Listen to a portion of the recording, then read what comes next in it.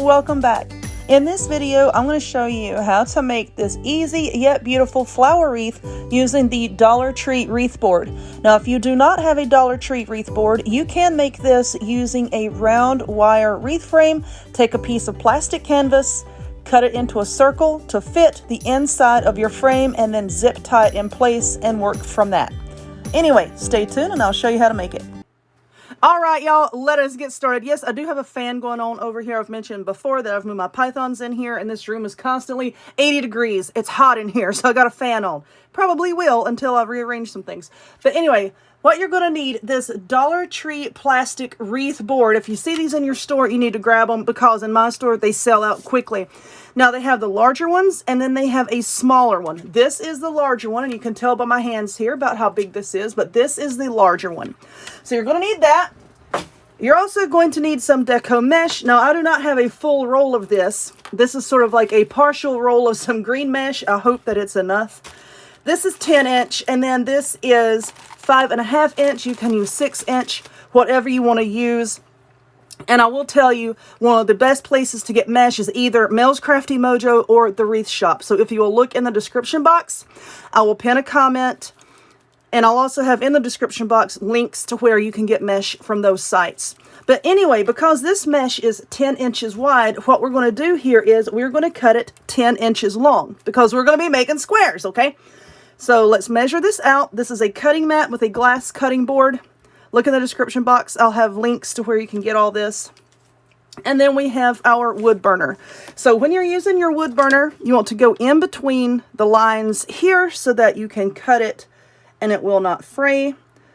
So we're just cutting down like this. And this is how I'm going to cut all of my mesh, okay? I'm just showing you right quick how I do it. You see how fast and easy that was? All right, so that's our 10-inch square.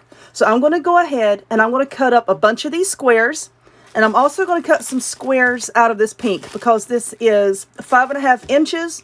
I'm going to cut it to 5.5 inches wide. Okay, so let me work on that and I'll be right back. Okay, so we have our board here. Now, I'm not going to be working into this outer ring of holes. We're going to be dropping down to the second one, okay? You're going to need some zip ties. This is right here. These are 8-inch zip ties. So now you're going to take your square here. Let's get this out of the way. Once again, you're going to take your square, turn it so it looks like a triangle or a diamond rather. Fold the two edges down like so. See, like that. We're going to gather it up. Okay. It looks like a bow tie. Now you're going to grab them and twist. One away from you, one towards you, and then up. And see, it looks like two bunny ears. Those are going to be your leaves. So now let's get our board back. And you're going to put your zip tie on your board like so. Go in one hole and then come back up like so. And put it together. Okay. Now you're going to take your little bunny ears here that you just made. And we're going to go in here. And then we're going to tighten it down. And that is your leaf. Now let's just kind of spread it out a little bit and get it the way you want it before you really tighten it down. Okay. And just tighten it down like so. And then we're going to trim this away with some wire cutters or scissors, whatever you want to use. All right. So now I'm going to make some more of these and I'm going to work my way all the way around this ring here. All right. So we have the green all the way around. And as you can see how I skipped them, I did one here, skip this space, one here, skip a space, one here. And you see how I have all of those spaced out. So now I have some purple cut and I have some pink. And I'm going to put the pink and purple together. Both of these, like I said, 5.5 inches wide. Use 6 inch, use whatever you have. So now we're going to drop down here to the very next row. And all of these holes and the design layout is very clear. Very easy to know where to put zip ties. And what I like about these boards is there's not like a certain design, which really gives you the ability to create a unique wreath without, you know, everything being so cookie cutter. So now, as you can see, I'm going to put these together. And I want to show you what I mean by together. You see how I did not skip a hole?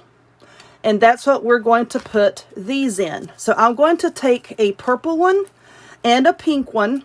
And we're going to layer them together like that. Grab each corner and pull it like so. See how it kind of is going to roll in on itself now, and just bend it up. And now we are making these little petals, okay?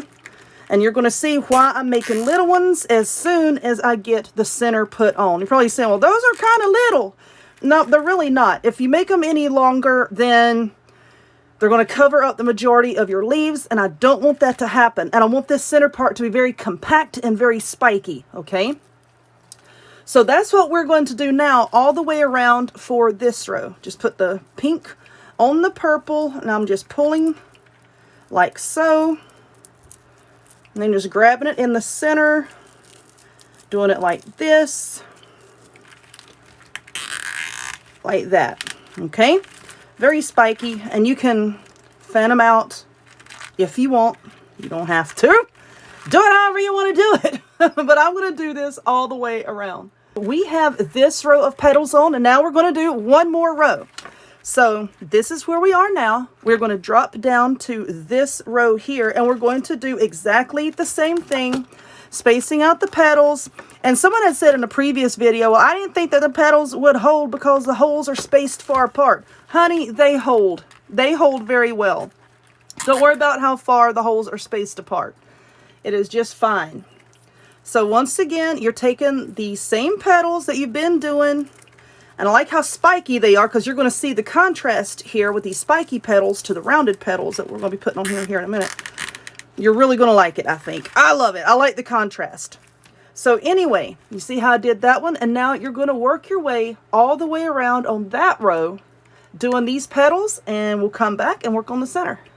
What I have here, this is a yellow, it looks different on camera. I can tell you it looks a little washed out on the camera. But anyway, this is a flower, and I got this at Hobby Lobby. So you can see the petals have wires in them. You can bend them up. You can lay them flat. You know, you can give it some dimension like that by bending it up.